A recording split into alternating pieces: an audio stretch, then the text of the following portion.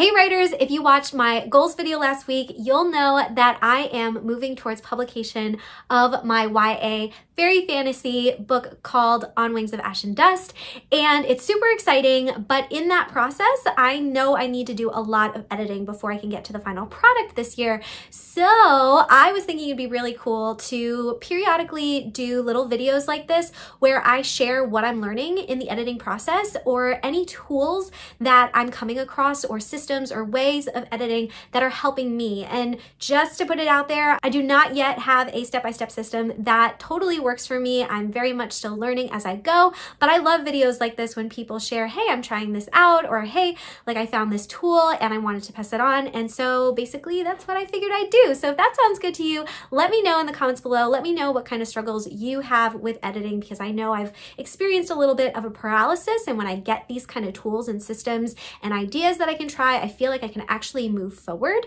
And the editing tool I want to talk about today, and sort of the editing hack I want to share, is doing a fast read through of your book using the Kindle app. From all the research and videos I've watched on editing and sort of taking everybody's insights in, some of the things I keep hearing is, one, to take a nice long break after you've finished a certain draft so you have some perspective as you go into it. But the next thing is to do a fast read through, which basically means you're going to read through your entire book and make quick notes or highlights so you can sort of see your book as a whole, as a reader would see it. And because you've taken a nice long break, you can now have some true perspective going into your story and maybe see things that you didn't see before because you were just too close to it. A lot of writers also suggest to put your story in a different medium than what you wrote it. So if you typed it on your computer, they usually say to print it out and put it in a big binder and make your notes in the margins and highlights on there. And it's sort of, you know, like reading a real book because it's in physical form and very similar to what your readers will feel like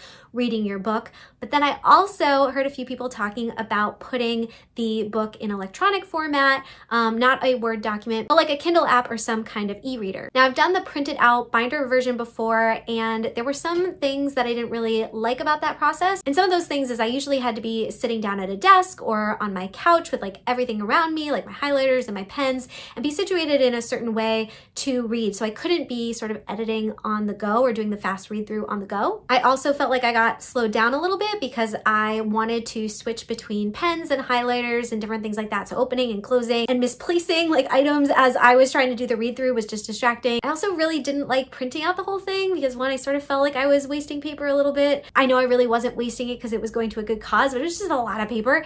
And you know, it costs money to print out as well. And so for all of these reasons, I decided that this time I was going to try doing the fast read through on my Kindle. And because I've done this, my phone is always with me, so I can continue the fast read through at any time, no matter if I'm at home or out. I'm not wasting paper or carrying around a big heavy binder. And I found that highlighting with the 4 colors that Kindle gives you and the ability to actually add notes in there, and all the notes are searchable, has just been like really cool. And I'm going to show you a little preview here with somebody else's book because I don't want to show you too much of my own story quite yet. But basically, yeah, here it's just easy to do the highlights.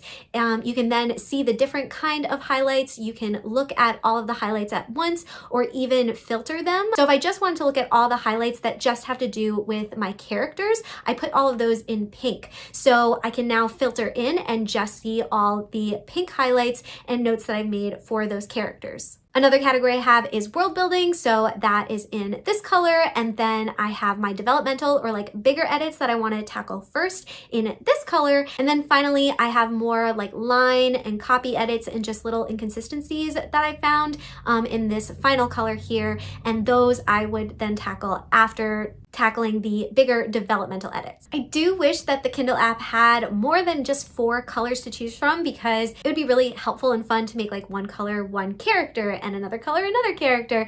But I am getting around this a little bit by using the notes feature to make more specific notes. And then also I am using a doc, which I will show up here, that I'm sort of working through right now chapter by chapter, but I might just want to like do the whole fast read through and then come back to this document after. So you could do it really either way. But what I would then do is, for example, filtering all of my highlights. So I am just seeing the character ones and then going to the character section in my document here and typing for each character the different edits or even just different details that I want to chronicle about them so that I can create somewhat of a series Bible or story Bible for my story. If you're a plotter, then this is really great because you can then use this document to update your series Bible or your chapter summaries or outline. But also if you're a pantser, this is really great because maybe you wanted to discover the story for yourself in the first draft, but now you really want to start taking stock of what is in each chapter and what color is that character's hair. Am I staying consistent with them throughout the whole story? So you can really use this method for editing, but also just cataloging everything important to your story, especially if you're writing a series. So if you haven't already checked it out, I do have a whole video all about series and story Bibles and how to create one. And I also have some free templates if you want to get started right away. So you can check that out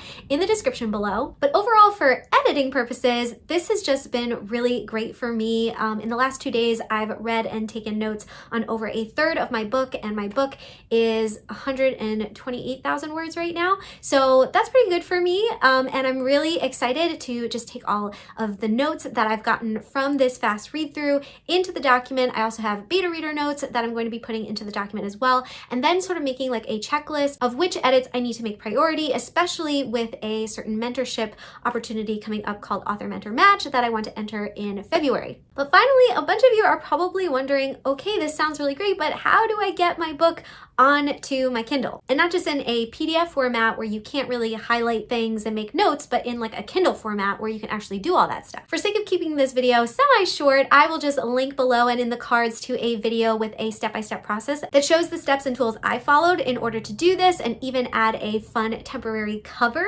so that when you're looking in your Kindle library, you actually have a fun cover for your book. I created mine in Canva. And if I decide to show a little preview here, none of these pictures are my own pictures. I am borrowing them. I'm not using them anywhere else, but just to show you a little example of what you could create just for yourself and just for fun. But yeah, so definitely check that out if you're interested in trying out this method. And if you do it and it is helpful for you or you find any other hacks, definitely let me know that in the comments because you guys know I always love to learn from you guys too.